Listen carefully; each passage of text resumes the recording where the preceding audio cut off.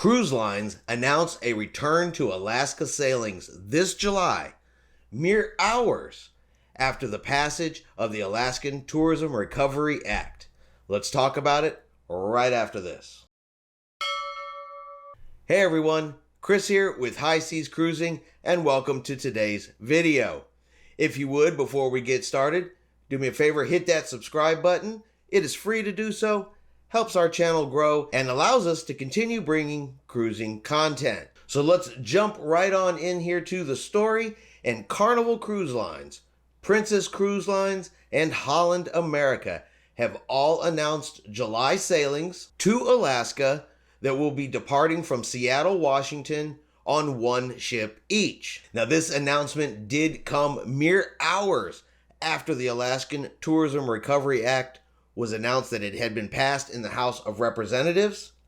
You almost got to think the cruise lines either knew this was coming or they have had these plans ready to go the whole time, because they jumped right on this and immediately had dates, ships, and everything ready to go. Now, the part that not everybody out there is going to like or agree with, but these are going to be fully vaccinated sailing. Guests must have had their final COVID-19 vaccine 14 days prior to departure and will have to provide proof of their vaccination status in order to board the ship. Princess Cruise Lines is going to be offering sailings from July 25th through September 26th on board the Majestic Princess. Holland America will sail from July 24th through October 2nd aboard the Holland Amsterdam, and Carnival Cruise Lines will sail from July 27th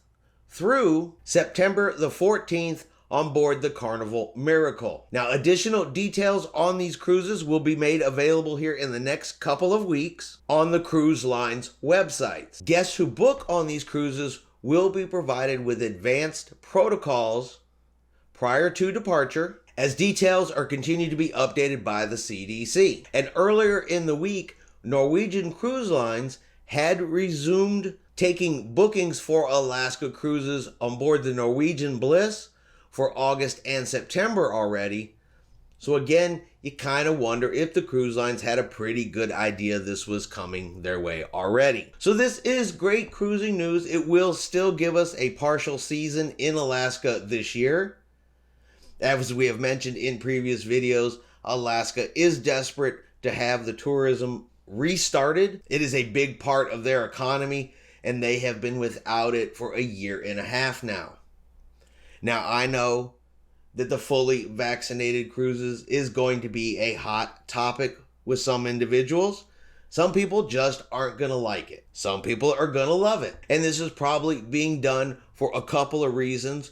One, it is the fastest way for these cruise ships to return to sailing in that area. And Seattle, Washington currently does not have any legislation preventing the cruise lines from asking for a vaccination status. And this will allow them to put sailings together very quickly without having to worry about test sailings or additional guidelines that are required for unvaccinated cruises. If you remember the CDC's guidelines, if you're fully vaccinated, you don't need to test to get on board the ship.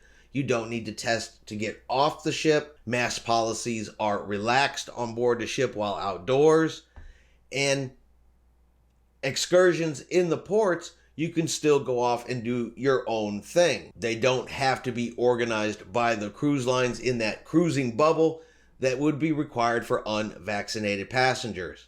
Now, if you've ever sailed to Alaska, you know that a lot of those shops there at the docks and in these small towns get a lot of their business from the cruising passengers simply being able to walk up to them, to do their own little tours, and to visit as they need to and spend their money.